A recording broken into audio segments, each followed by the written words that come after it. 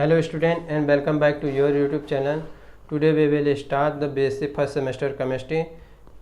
According to new educational policy 2022 and 23, इसके अनुसार हमको बीएससी में 2 पेपर देने पड़ेंगे, जिसमें आपका फर्स्ट पेपर होगा थियरीज का और सेकंड पेपर होगा प्रैक्टिकल का। इसमें थियरी जो होगा, थियरी में हमको टोटल 8 यूनिट पढ़ने पड़ेंगे, जिसमें आपका फर्स्ट यूनिट होगा molecular polarity and big chemical forces. हम एक एक यूनिट को पढ़ेंगे। पहले हम उस देख लेते हैं पूरे यूनिट्स के बारे में, टोटल कितने यूनिट्स हैं। उसके बाद जब हम यूनिट स्टार्ट करेंगे तो पहले हम उसमें देखेंगे कि उसमें कौन कौन से टॉपिक्स हैं। उसके बाद हम उस यूनिट को स्टार्ट करेंगे और धीरे धीरे करके सभी टॉपिक्स के बारे में पढ़ेंगे। तो पहले हम देख लेते हैं कौन कौन सी यूनिट्स हैं, उसके बाद हम एक एक करके एक एक यूनिट को स्टार्ट करेंगे। पहला हमारा यूनिट है molecular polarity and big chemical forces, ठीक। सेकेंड यूनिट है हमारा simple bonding theories of molecules. Third unit है क्या हमारा periodic properties of atom with reference to s and p block element. इसमें एस एंड पी ब्लॉक के element का properties का हम अध्ययन करेंगे, ठीक है। आपका फोर्थ यूनिट है recapitulation of basic of organic chemistry, ठीक। इसमें ऑर्गेनिक केमिस्ट्री के बेसिक्स के बारे में पढ़ेंगे। और आपका हमारा फिफ्थ यूनिट है मैकेनिज्म ऑफ ऑर्गेनिक केमिस्ट्री। इसमें मैकेनिज्म के बारे में पढ़ेंगे। ऑर्गेनिक केमिस्ट्री में जो रिएक्शन होते हैं उनके मैकेनिज्म उनका कैसा होता है उसके बारे में पढ़ेंगे।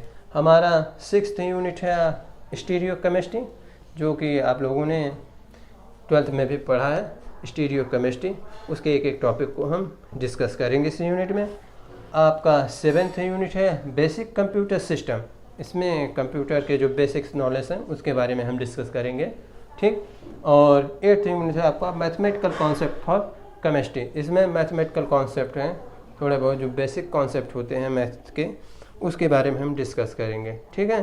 तो हम इसमें पहले स्टार्ट करेंगे आपका molecular polarity and big chemical forces. पहले हम देख लेंगे कि इसके कौन कौन से टॉपिक हमको पढ़ने हैं।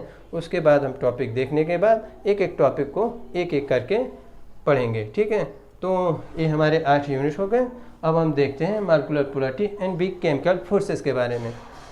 तो आइए देख लेते हैं हम फर्स्ट यूनिट में कौन कौन से टॉपिक को पढ़ेंगे। पहले हम पढ़ेंगे फर्स्ट यूनिट में रिजोनेंस एंड रिजोनेंस एनर्जी के बारे में, ठीक। इसमें हम पढ़ेंगे रिजोनेंस क्या होता है और रिजोनेंस एनर्जी क्या होती है और रिजोनेंस एनर्जी को निकाला कैसे जाता है उसके बारे में डिस्कस करेंगे। नेक्स्ट हमारा जो टॉपिक होगा वो फॉर्मल चार्ज होगा। फॉर्मल चार्ज क्या होता है और फॉर्मल चार्ज कैसे निकाला जाता है किसी लेविस डॉट स्ट्रक्चर में, ठीक। नेक्स्ट हमारा टॉपिक होगा van der Waals forces. Van der Waals forces में हमारा फर्स्ट टॉपिक होगा आयन डाइपोल फोर्सेस, ठीक। सेकेंड हम पढ़ेंगे डाइपोल डाइपोल इंटरेक्शन, ठीक। थर्ड हमारा होगा इंड्यूस्ड डाइपोल इंटरेक्शन, ठीक। और उसके बाद हम पढ़ेंगे डाइपोल मोमेंट के बारे में। डाइपोल मोमेंट के बारे में पढ़ने के बाद हम देखेंगे मॉलिक्यूलर स्ट्रक्चर के बारे में। मॉलिक्यूलर स्ट्रक्चर में भी हमको डायटोमिक और पाईएटॉमिक मॉलिक्यूल्स के बारे में पढ़ना है, ठीक। नेक्स्ट उसके बाद हमको पढ़ना है percentage ionic character from dipole moment. Percentage ionic character क्या होता है और डाइपोल मोमेंट द्वारा परसेंटेज आयनिक कैरेक्टर को हम कैसे निकालेंगे उसके बारे में भी हमको पढ़ना है इसमें। नेक्स्ट टॉपिक हमारा क्या है, नेक्स्ट टॉपिक है polarising power and polarisability. Polarising power क्या होता है और पोलराइजेबिलिटी क्या होती है, इन सब के बारे में हमको डिस्कस करना है, ठीक। उसको डिस्कस करने के बाद हमारा नेक्स्ट टॉपिक होगा फजांस रूल। फजांस रूल जो कि बहुत ही इम्पोर्टेंट टॉपिक है बीएससी फर्स्ट सेमेस्टर के इस फर्स्ट यूनिट में। जो फजांस रूल है वो काफ़ी बार पूछा गया है और एग्ज़ाम के दृष्टि से काफ़ी इम्पोर्टेंट टॉपिक है, ठीक। नेक्स्ट है हमारा कॉन्सिक्वेंस ऑफ पोलराइजेशन, ठीक। कॉन्सिक्वेंस ऑफ पोलराइजेशन के बारे में पढ़ेंगे। और नेक्स्ट है हमारा उसके बाद सबसे लास्ट टॉपिक जो होगा वो हाइड्रोजन बॉन्डिंग होगा, ठीक है। हाइड्रोजन बॉन्डिंग के बाद ये हमारा जो यूनिट होगा ये कंप्लीट हो जाएगा। इसके बाद अब हम एक एक करके हर एक टॉपिक के बारे में डिस्कस करेंगे। तो हमारा जो फर्स्ट टॉपिक है रिजोनेंस एंड रिजोनेंस एनर्जी, अब हम उसको पढ़ेंगे, ठीक है। अब आप लोग इसको नोट कर सकते हैं, अगर नोट करना चाहे तो नोट कर सकते हैं। ठीक, अब हम इसके बाद पढ़ने जा रहे हैं क्या, रेजोनेंस और रेजोनेंस एनर्जी के बारे में। तो आइए स्टार्ट करते हैं हमारे फर्स्ट यूनिट का फर्स्ट टॉपिक, जो कि है रेजोनेंस। हम पहले देखते हैं रेजोनेंस की हमको आवश्यकता क्यों पड़ी।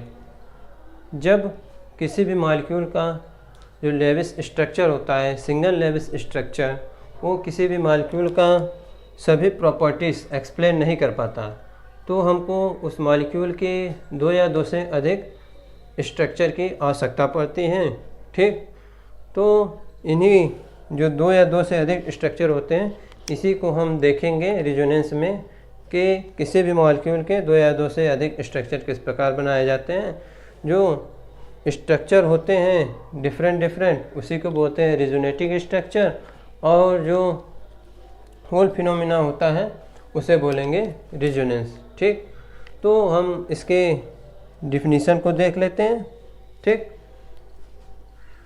पहले when a single Lewis structure is incapable to explain property of molecule then we need 2 or more structure। मतलब जब एक सिंगल लेविस स्ट्रक्चर किसी भी मॉलिक्यूल के सारी प्रॉपर्टी को एक्सप्लेन नहीं कर पाता, तो हमको 2 या 2 से अधिक स्ट्रक्चर की आवश्यकता पड़ती है उस मॉलिक्यूल के। ठीक, रेजोनेंस क्या आता है, when a compound represented by 2 or more than 2 structure।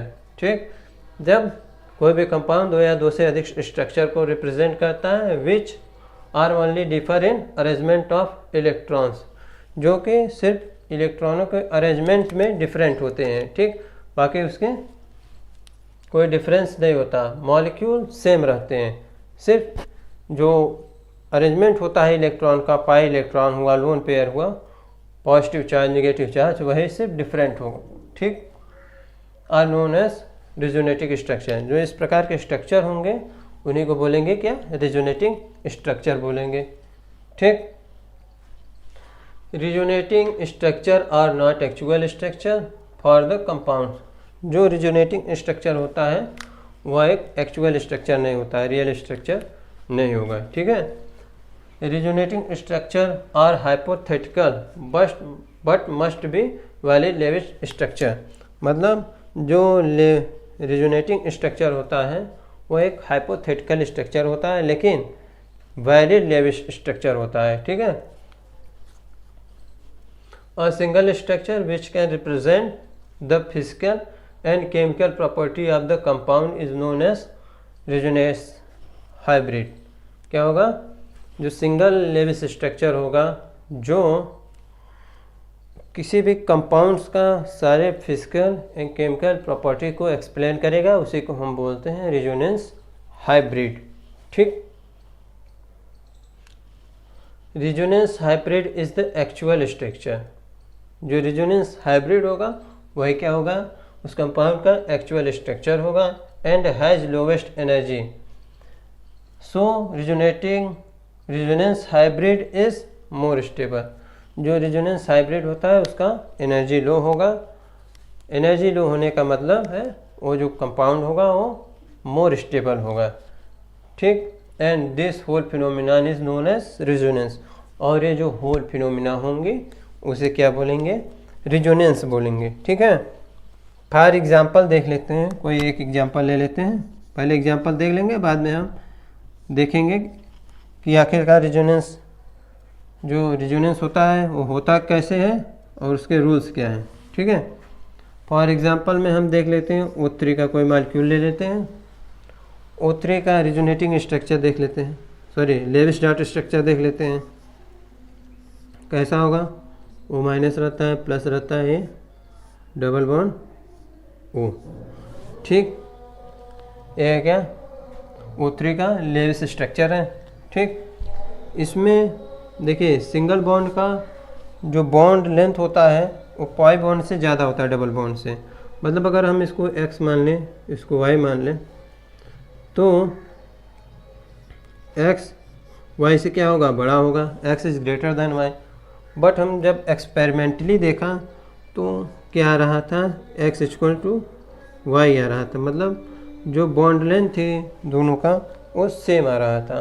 तो ऐसा क्यों हो रहा था, क्योंकि इसमें रेजोनेंस हो रहा था। ठीक, उसके लिए देखिए इसके रिजोनेंस स्ट्रक्चर को देख लेते हैं, रिजोनेटिक स्ट्रक्चर को।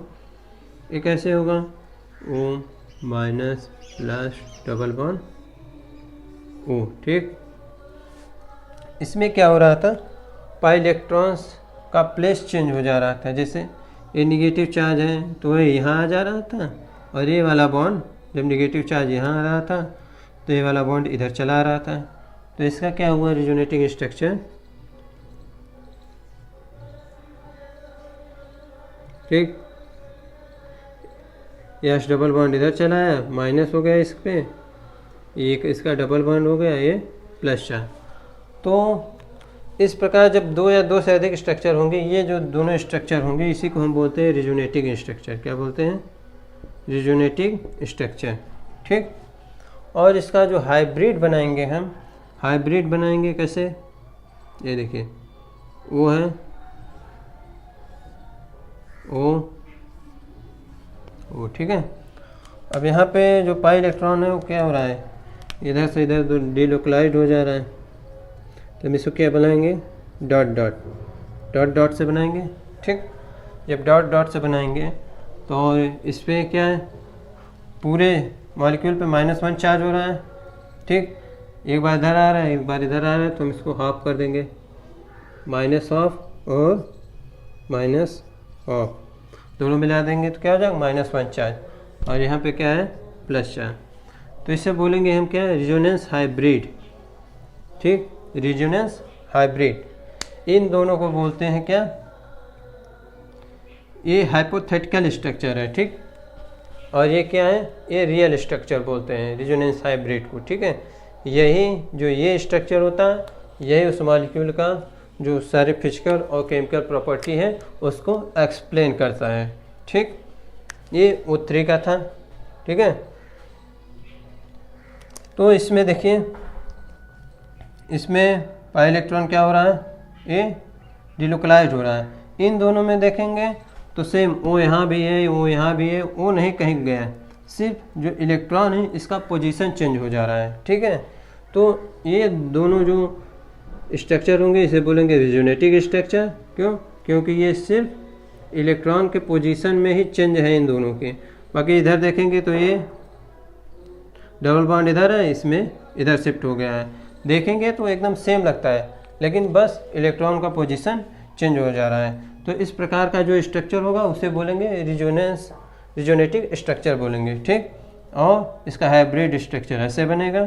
ठीक, ये आपका रियल स्ट्रक्चर होगा जिसकी एनर्जी कम होगी, एनर्जी कम होगी तो ये ज़्यादा स्टेबल होगा। ठीक है, ये था रिजोनेंस का होल फिनोमिना आप देख लिए, पूरा एग्जाम्पल देख लिए। अब हम इसके आगे देखेंगे कि रिजोनेंस की कंडीशन क्या होती है।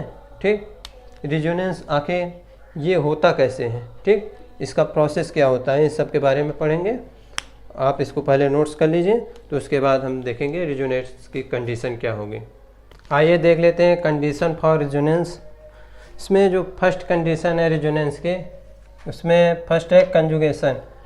कंजुगेशन जिस भी मॉलिक्यूल में कंजुगेशन होगा उसमें क्या होगा, रिजोनेंस होगा। ठीक है, फॉर एग्जांपल कोई मॉलिक्यूल है A1 double bond A2 A3। ठीक है, और A3 के ऊपर क्या है, प्लस चार्ज है, नेगेटिव चार्ज है, लोन पेयर या डॉट इलेक्ट्रॉन या पाई इलेक्ट्रॉन, इन सब में से कोई एक होगा तो एक कंजुगेट हो जाएगा। देखिए, double bond single bond positive charge, ठीक, या double bond single bond negative charge, या double bond single bond lone pair, ठीक, या फिर double bond single bond pi electron. इन सब में से अगर कोई भी होगा तो वो क्या बोला जाएगा कि ये कंजुगेशन शो कर रहा है। ठीक, तो फॉर एग्जांपल जैसे आपका क्या है,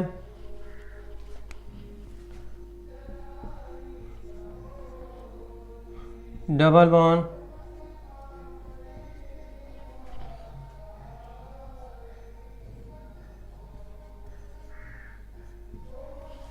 यहाँ पे देखेंगे क्या है, double bond single bond positive charge, मतलब ये क्या है, एक कंजुगेशन शो कर रहा है।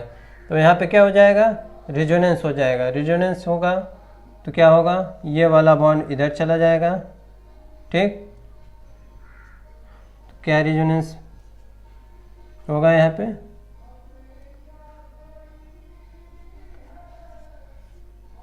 सिंगल बॉन्ड हो जाएगा, CH हो जाएगा, ये डबल बॉन्ड इधर चला आया, CH2।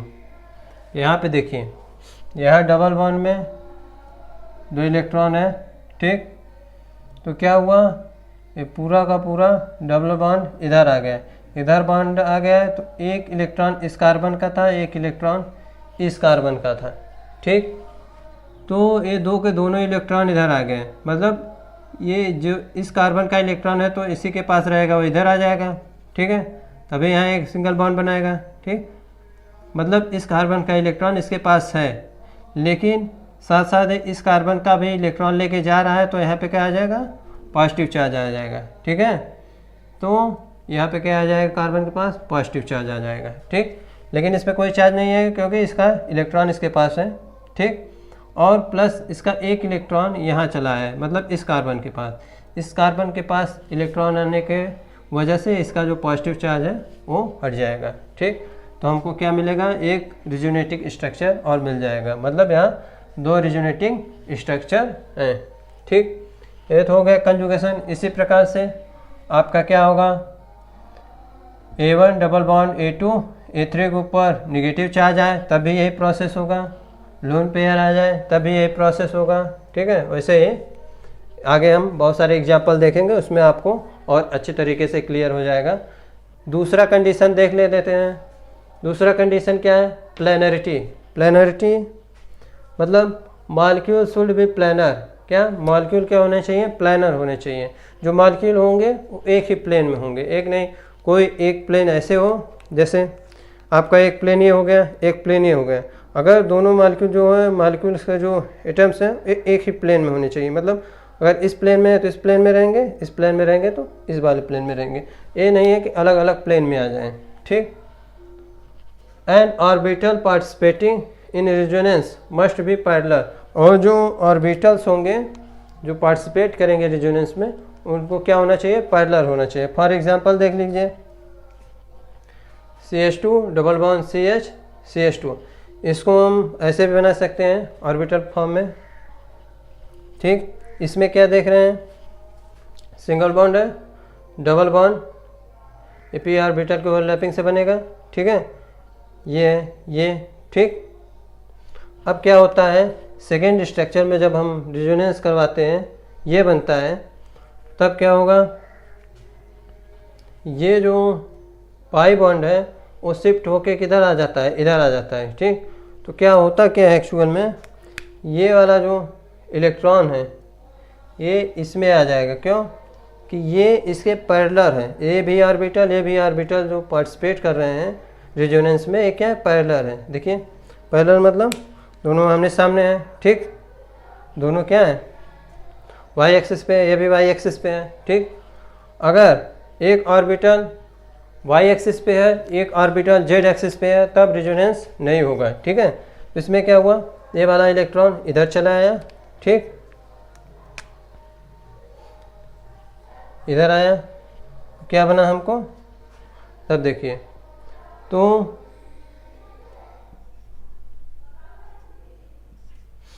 ये ऐसे हो गया, ठीक। फर्स्ट वाले में इसमें देखेंगे तो क्या होगा, इसका बना था डबल बॉन्ड, इसलिए ये दोनों ओवरलैपिंग कर रहे थे। इसमें रेजोनेंस हो गया तो ये वाला इलेक्ट्रॉन इधर आ गया, ये वाला इलेक्ट्रॉन इधर आ गया। अब इसके ओवरलैपिंग से यहाँ पे डबल बॉन्ड बनेगा, ठीक। ये था कंडीशन फॉर रेजोनेंस। अब कुछ एग्जांपल इसका देखते हैं, उसके बाद हम इसके कैरेक्टरिस्टिक्स पे जाएंगे, ठीक। तो इसको नोट कर लीजिए, तो हम देखते हैं इसके एग्जाम्पल के बारे में कुछ। आइए देख लेते हैं कुछ एग्जाम्पल के बारे में कि रेजोनेंस कैसे होता है, ठीक। पहला एग्जाम्पल है, देखिए, पहले हम चेक करेंगे क्या कंजुगेशन है कि नहीं। कंजुगेशन देखेंगे तो यहाँ क्या है, double bond single bond double bond, यहाँ भी कंजुगेशन है और यहाँ भी कंजुगेशन है, क्या double bond single bond plus charge, ठीक। कंजुगेशन का यही प्रॉपर्टी था, ठीक है। तब देखिए क्या करते हैं, ए वाला बॉन्ड इधर आ जाएगा, इधर आ जाएगा तो क्या बॉन्ड इधर आएगा, ये वाला इधर आ जाएगा। तो क्या बनेगा हमारा रिजोनेटिंग स्ट्रक्चर H2C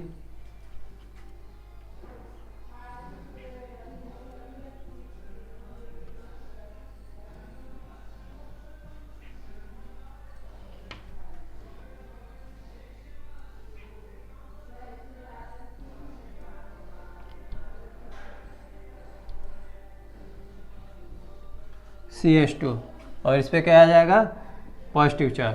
ठीक, ये हमारा होगा रिजोनेटिंग स्ट्रक्चर। यहाँ देखिए ये वाला जो बॉन्ड है ये इधर चला आया एक इलेक्ट्रॉन लेके, तो यहाँ पॉजिटिव चार्ज हट गया है। ठीक है, इसका एक इलेक्ट्रॉन तो गया था, लेकिन यहाँ इसके द्वारा क्या हुआ, 2 इलेक्ट्रॉन लेके यही आया, तो इसको यहाँ पॉजिटिव आया था, इसको देने के बाद यहाँ पॉजिटिव आया, लेकिन ये वाला इलेक्ट्रॉन लेके इधर आया तो यहाँ भी ये न्यूट्रल हो गया। ठीक, यहाँ डबल बॉन्ड बन गया।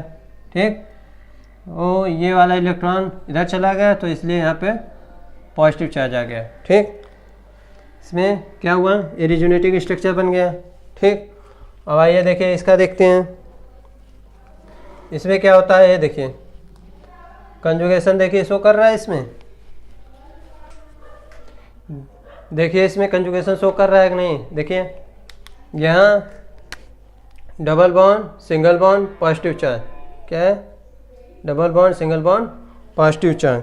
ठीक, कंजुगेशन शो कर रहा है, जब कंजुगेशन शो करेगा तो को यहाँ पे रेजोनेंस होगा। ठीक, तो क्या होगा देखिए यहाँ हो गया क्या, ए वाला बॉन्ड कहाँ आ जाएगा, यहाँ पे आ जाएगा, यहाँ पे जाने की वजह से यहाँ पॉजिटिव चार्ज जनरेट होगा। ठीक, क्या होगा देखिए, देखिए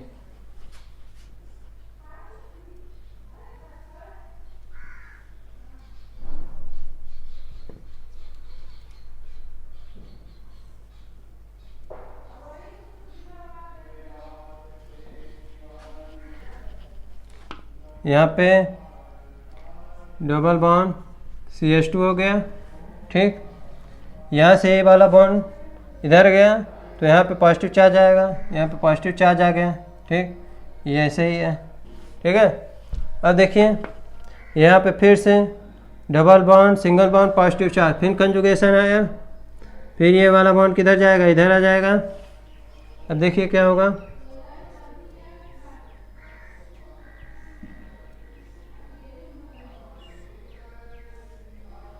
ठीक, ये वाला बॉन्ड ये वाला यहाँ पे चला गया, डबल बॉन्ड यहाँ पहले से ही डबल बॉन्ड है CH2।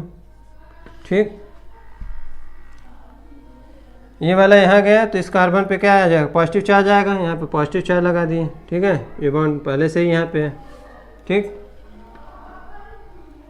अब फिर से देखिए यहाँ पे क्या हुआ, double bond single bond positive charge, फिर से कंजुगेशन आया, फिर यहाँ रिजोनेंस होगा, ये वाला बॉन्ड इधर आ जाएगा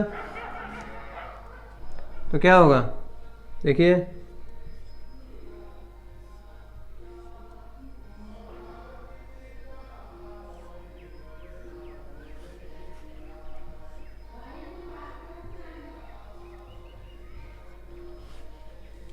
CH2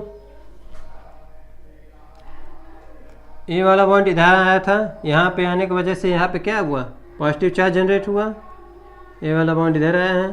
ठीक, अब देखिए फिर से double bond single bond positive charge, फिर से रेजोनेंस की कंडीशन अप्लाई हो गई, ये बॉन्ड इधर आ जाएगा।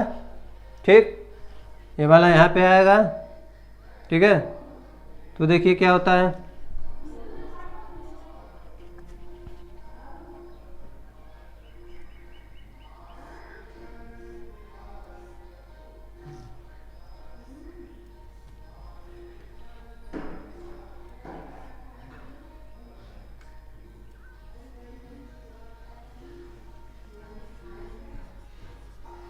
ठीक, ये वाला बॉन्ड इधर आ गया, फिर से कार्बन के ऊपर क्या आ गया, पॉजिटिव चार्ज। देखिए फिर से हमको वही स्ट्रक्चर मिल गया।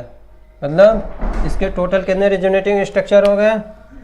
First, second, third, fourth and fifth, इसके 5 रिजोनेटिंग स्ट्रक्चर बनेंगे। ठीक है, इसका एग्जांपल ये है। ठीक, अब हम देखेंगे थोड़ा डोनेटिंग पावर, नोट करके लिख लीजिए।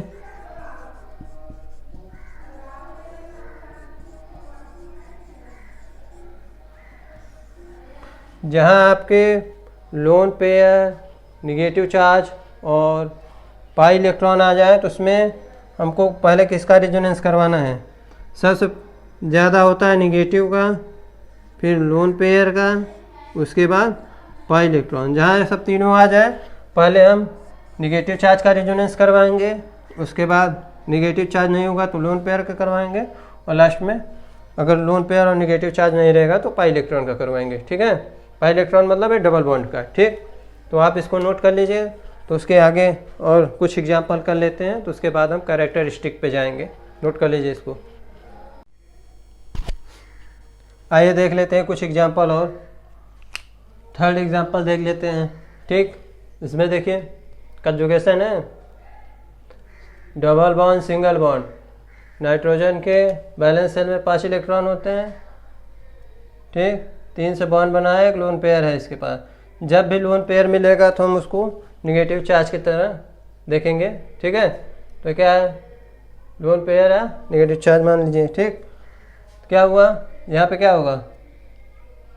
Double bond single bond, negative charge या लोन पेयर। ठीक, तो ये वाला इधर आएगा। ठीक, अब आप बोलेंगे सर इधर से इधर क्यों नहीं जाना? क्योंकि डोनेटिंग पावर अभी हमने बताया है। ठीक, लोन पेयर का इससे ज़्यादा होता है, तो रेजोनेंस कौन कराएगा? ये लोन पेयर। ठीक है, इधर गया तो ये वाला बॉन्ड किधर चला जाएगा? यहाँ पे आएगा। ठीक, तो क्या रेजोनेटिंग स्ट्रक्चर बनेगा? रेजोनेटिंग स्ट्रक्चर बनेगा CH2 CH NH2। ठीक, यहाँ पे क्या आ गया? डबल बॉन्ड, और ये वाला बॉन्ड इधर गया तो इसमें माइनस चार्ज आ गया। ठीक है, तो क्या होगा? यहाँ पे आएगा क्या? Positive charge. पॉजिटिव चार्ज आएगा, यहाँ से एक इलेक्ट्रॉन इधर गया है। ठीक, नेक्स्ट देखिए आपका बेंजीन के ऊपर O-। ठीक, O- या OH, H भी ले सकते हैं। ठीक है, यहाँ पे H यहाँ से रिमूव हो गया है, इसलिए इस पर माइनस चार्ज आया है। ठीक, अब देखिए यहाँ पे क्या होगा? रेजोनेंस की कंडीशन अप्लाई हो रहा है। ये देखिए यहाँ पे डबल बॉन्ड, इधर देखिए double bond single bond minus charge हो गया, तो यहाँ पे क्या होगा? रेजोनेंस होगा ना। ए निगेटिव चार्ज इधर आएगा, तो ये क्या, ये वाला यहाँ पे आ जाएगा। ठीक, देखिए क्या बनता है रेजोनेटिंग स्ट्रक्चर।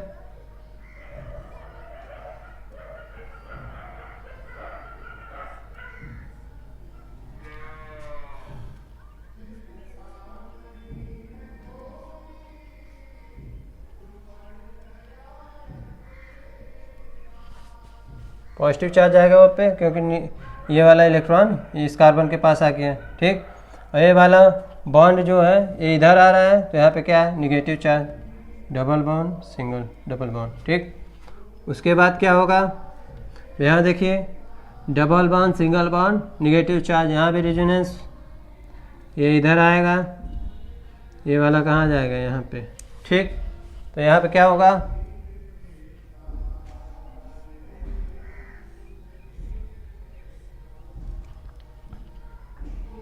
यहाँ पे निगेटिव चार्ज आया वाला, ये वाला इधर गया, यहाँ पे negative charge, double bond double bond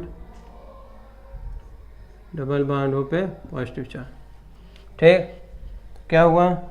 अब देखिए यहाँ पे double bond single bond minus charge, यहाँ पे कंजुगेशन है, ये वाला इधर जाएगा। ठीक, तो ये वाला बॉन्ड यहाँ आ जाएगा। क्या हुआ?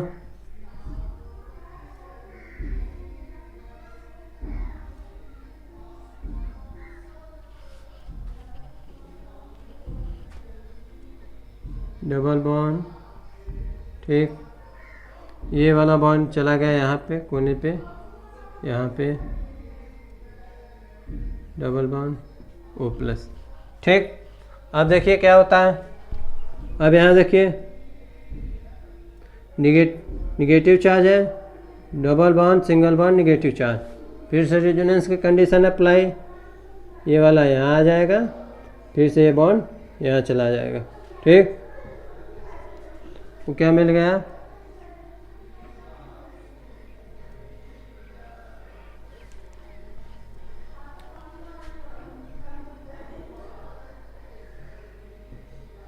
ये वाला यहाँ गया, ये वाला यहाँ गया, तो फिर से पॉजिटिव चार्ज कैंसिल आउट, ठीक। ऊपर क्या आ जाएगा, ऊपर माइनस, ठीक। देखिए फिर से हमको वही स्ट्रक्चर मिल गया। क्या हुआ, इसके भी कितने रेजोनेटिंग स्ट्रक्चर बने, 1 2 3 4 5, ठीक। इसके 5 रेजोनेटिंग स्ट्रक्चर हुए, ठीक है। सेम वैसे ही देखिए ये है, इसमें देखिए जैसे यहाँ NH2 था, यहाँ NH2 ने 3 बॉन्ड बनाया है, एक लोन पेयर बचा है। क्या बचा है, एक लोन पेयर, ठीक। जब लोन पेयर आ जाए तो उसको निगेटिव चार्ज की तरह देखते हैं, ठीक। फिर देखिए रिजोनेंस की कंडीशन अप्लाई हो रही है। देखिए negative charge, single bond, double bond, conjugation हो रहा है। करिए उसको, कंजुगेशन हो रहा है कि नहीं, कंजुगेशन हो रहा है। देखिए क्या होगा, ये वाला यहाँ पे आ जाएगा, सेम उसी तरीके से है जैसे अभी किए इसके ऊपर, ठीक। ये वाला बॉन्ड यहाँ आ जाएगा, ठीक।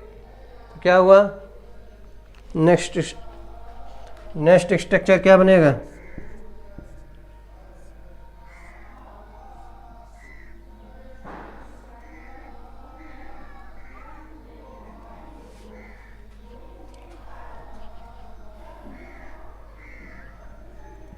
डबल बॉन्ड NH2, यहाँ निगेटिव इधर आया तो यहाँ पॉजिटिव आ जाएगा, प्लस चार्ज N पे, ये निगेटिव यहाँ आ गया,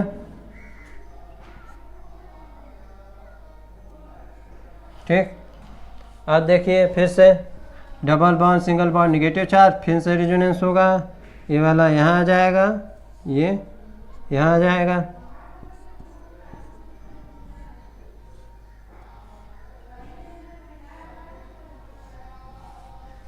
क्या हुआ, यहाँ पे निगेटिव चार्ज यहाँ आया, डबल बॉन्ड यहाँ, NH2 पॉजिटिव चार्ज, ठीक। अब देखिए फिर देखिए यहाँ पे क्या है, निगेटिव, सिंगल, डबल, फिर से रेजोनेंस होगा, ये वाला बॉन्ड यहाँ आएगा, ये यहाँ पे आएगा,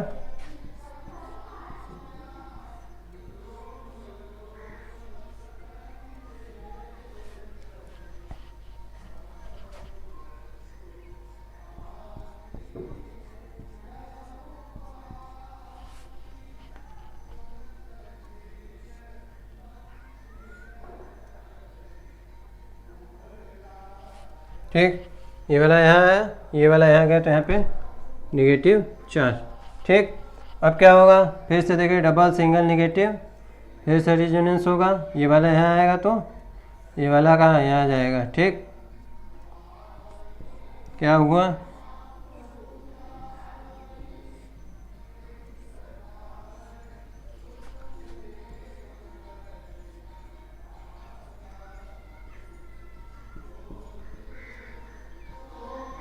NH2 लोन पेयर इसका यहाँ पे आ गया, दोनों आ गया, तो सेम वही स्ट्रक्चर मिल गया।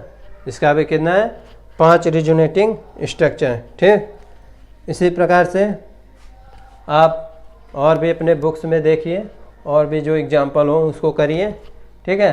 अब आप इसको नोट कर लीजिए, इसके बाद हम पढ़ाएंगे क्या, कैरेक्टरिस्टिक्स ऑफ रिजोनेंस, ठीक। नोट कर लीजिए। आइए देखते हैं कैरेक्टरिस्टिक्स ऑफ रिजोनेंस। रिजोनेंस के कैरेक्टरिस्टिक कौन कौन से हैं, जिसमें आपका फर्स्ट देखते हैं क्या है। फर्स्ट है रिजोनेटिंग स्ट्रक्चर और नॉट द एक्चुअल स्ट्रक्चर। जो रिजोनेटिंग स्ट्रक्चर होता है वो एक्चुअल स्ट्रक्चर नहीं होता, but they are the canonical or contributing structure. जो स्ट्रक्चर होता है वो क्या होता है, कैनोनिकल होता है या कंट्रीब्यूटिंग स्ट्रक्चर भी बोलते हैं उसको। ठीक।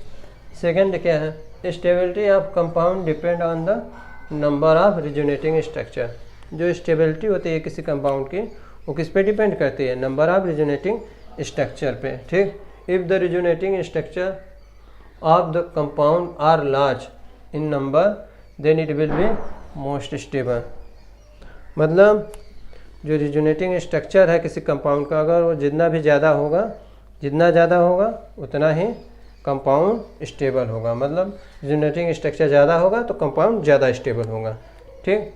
थर्ड क्या है, in resonating structure the number of atoms and their position remain unchanged. ठीक।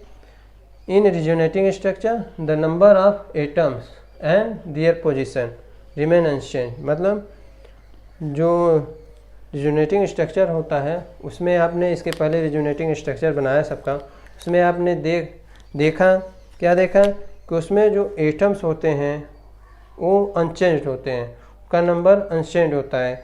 कहीं 6 कार्बन था तो कहीं 5 तो नहीं हुआ था उसमें। ठीक है, 6 था तो उसमें 6 ही एटम थे। ठीक। और जो उनका पोजीशन होता है वो भी अनचेंज होता है, वो अपने पोजीशन से नहीं हटते। तो चेंज क्या होता है इसमें, but pi electron and charge will be shift. जो पाई इलेक्ट्रॉन होते हैं और चार्ज वही शिफ्ट हो रहे थे फ्रॉम इट्स नेचुरल पोजीशन। ठीक। उसमें देख रहे थे क्या, जब हम रिजोनेटिंग स्ट्रक्चर बना रहे थे तो उसमें सिर्फ पाई बॉन्ड शिफ्ट हो रहा था, उसे पाई इलेक्ट्रॉन भी बोलते हैं, पाई इलेक्ट्रॉन शिफ्ट हो रहा था और चार्ज पॉजिटिव और नेगेटिव चार्ज भी शिफ्ट हो रहा था। ठीक। यही दोनों शिफ्ट हो रहे थे, वहाँ पे नंबर ऑफ एटम नहीं चेंज हो रहा था, वो अपने पोजीशन से नहीं हट रहा था। ठीक है, इसके पहले हमने देखा। ठीक। Is known as delocalisation of charge. वो जो चेंजिंग थी, जो शिफ्ट हो रहा था, उसी को क्या बोलते हैं, डिलोकलाइजेशन। ठीक। डिलोकलाइजेशन मतलब अपने पोजीशन से शिफ्ट हो रहा था। ठीक। फोर्थ क्या है, the contributing structure should have same energy. जो कंट्रीब्यूटिंग स्ट्रक्चर्स होते हैं उन सभी की एनर्जी क्या होती है, सेम होती है। ठीक।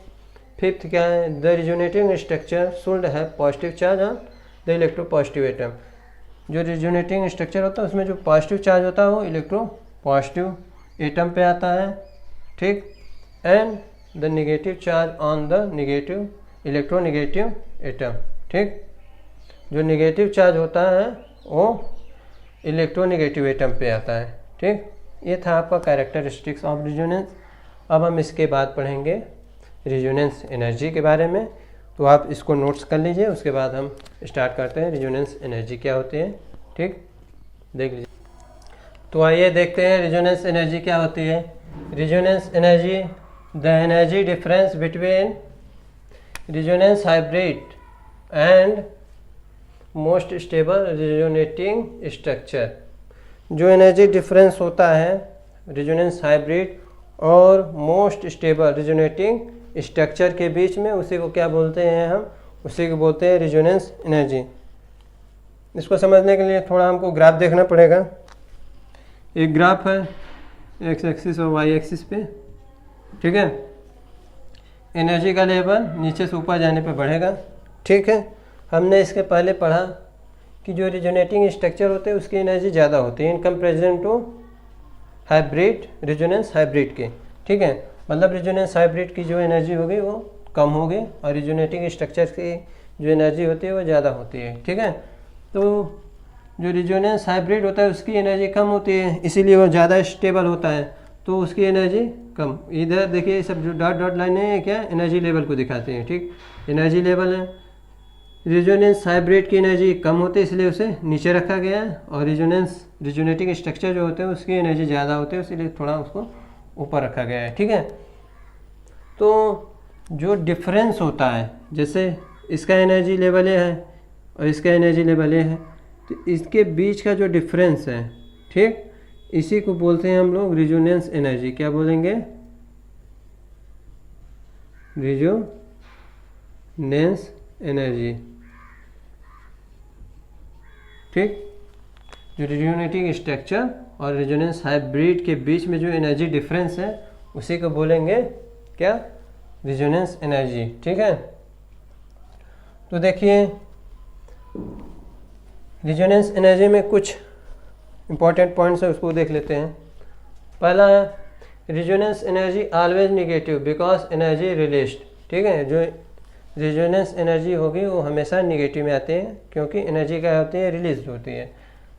देखिए रेजोनेटिंग स्ट्रक्चर है, ठीक है, इसकी एनर्जी ज़्यादा होगी।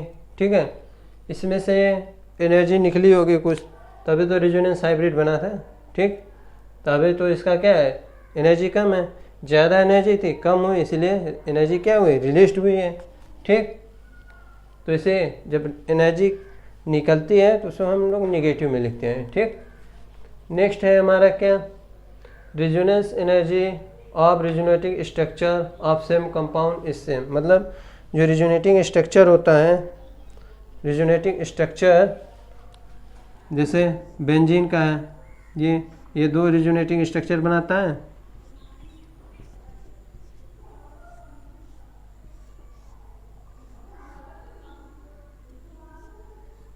ठीक, बोला गया है कि सेम कंपाउंड के जो रेजोनेटिंग स्ट्रक्चर होंगे उनकी एनर्जी क्या होगी, सेम होगी। क्या होगी, सेम एनर्जी के होंगे दोनों। ठीक, नेक्स्ट है हमारा resonance energy is directly proportional to extent of resonance.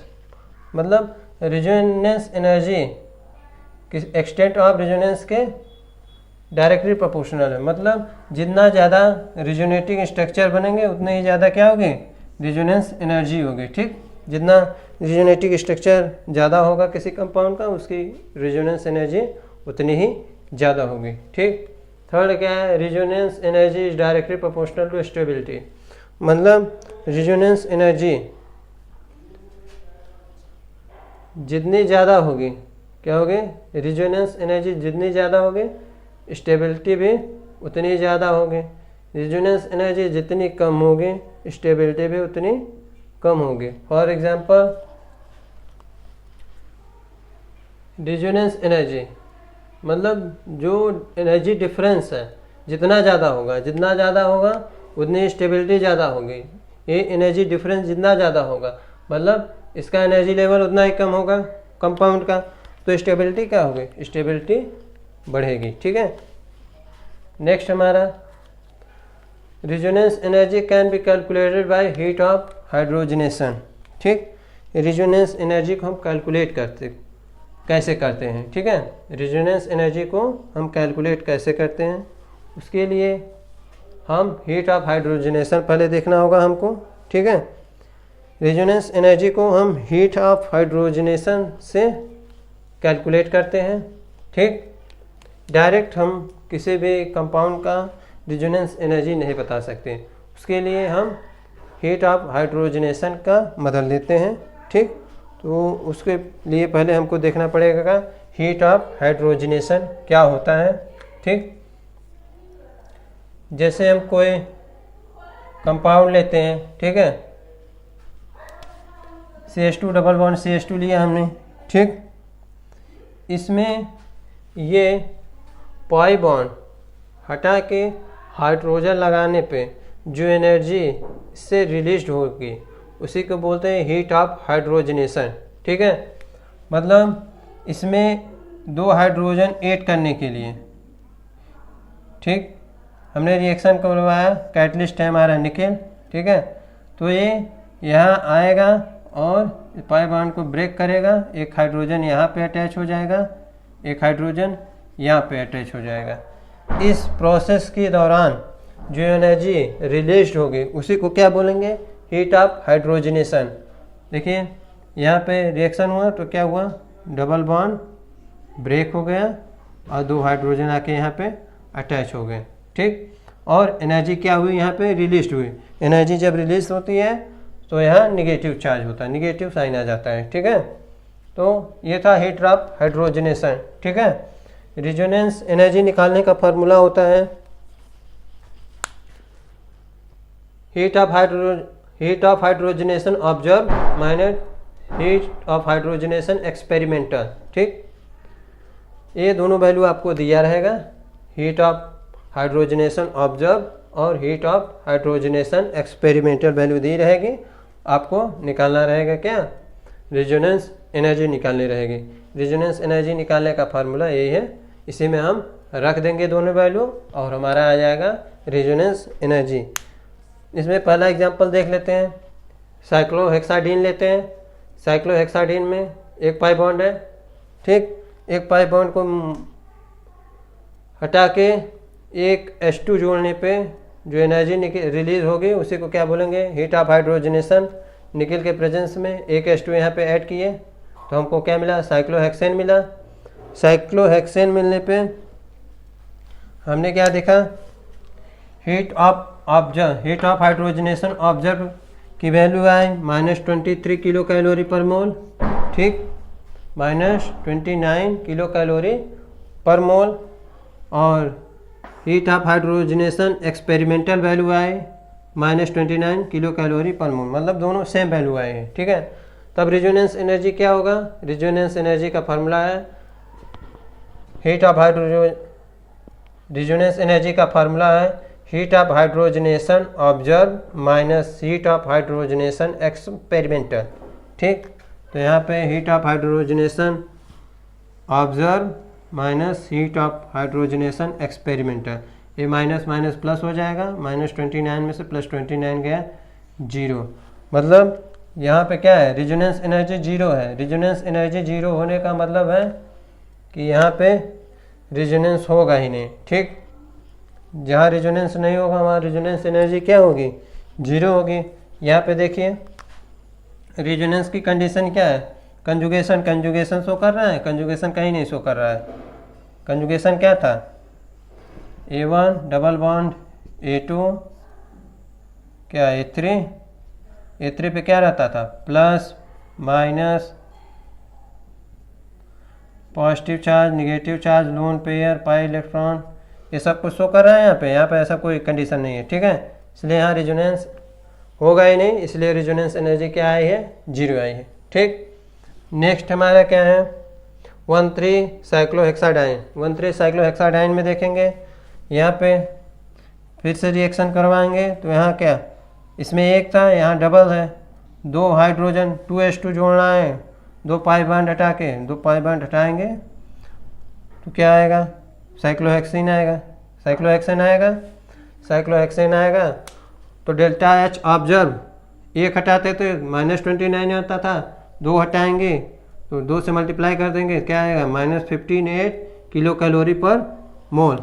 और डेल्टा H एक्सपेरिमेंटल वैल्यू हमको क्या दी है, -55 किलो कैलोरी पर मोल, ठीक। माइनस करेंगे तो आएगा क्या, -3 किलो कैलोरी पर मोल, ठीक। ये हमारा क्या गया,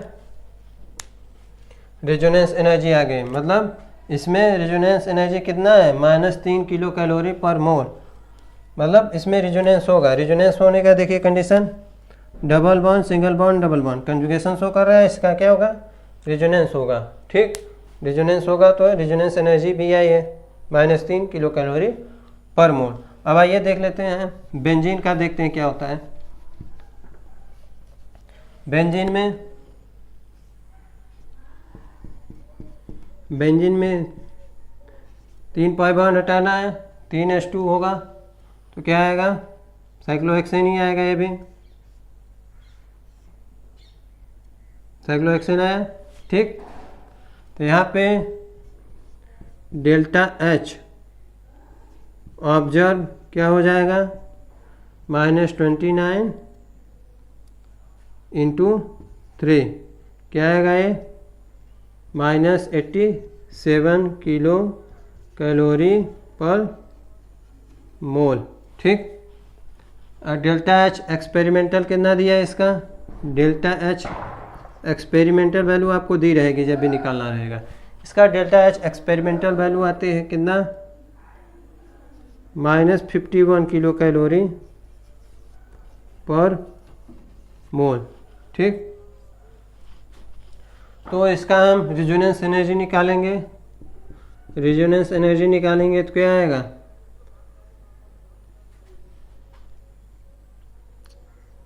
minus observe 87 minus experimental minus 51 कितना आया? 87 में से 51 निकालेंगे, क्या आएगा? माइनस 87 प्लस 51 कितना आएगा? माइनस का 36 किलो कैलोरी पर मोल। ठीक, ये आएगा बेंजीन का। इसको आप थर्ड एग्जांपल ले लीजिए। तो रेजोनेंस एनर्जी सबसे ज़्यादा किस में होगी? बेंजीन में होगी। ठीक, सब उसके बाद इसमें 1,3 साइक्लोहेक्साडाइन में होगी, उसके बाद साइक्लोहेक्सिन में होगी। ठीक, ये था रेजोनेंस एनर्जी। और रेजोनेंस एनर्जी कैसे निकालते हैं? इसका ऑर्डर क्या हो जाएगा? सबसे ज़्यादा थर्ड में है रेजोनेंस एनर्जी, उसके बाद सेकेंड में है, उसके बाद फर्स्ट में है। ये रेजोनेंस एनर्जी का ऑर्डर है। ठीक, क्या है?